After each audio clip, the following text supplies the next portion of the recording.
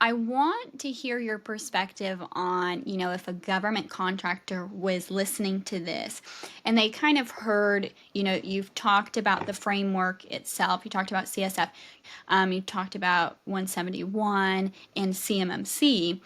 I would love to hear if they were starting off, would you recommend them like kind of learning about CSF first and then flowing down to maybe some other things?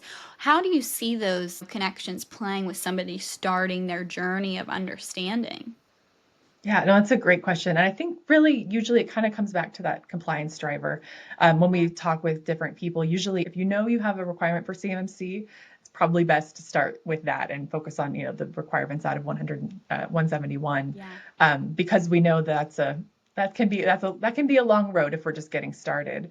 Right. But if you don't have the requirements for CMMC and you're maybe newer to the concept of cybersecurity and you're trying to build out your program and what do I need? Where should I focus? We often recommend to start with the CSF because of that hierarchical approach where you can start with the functions and say, let me identify what I have.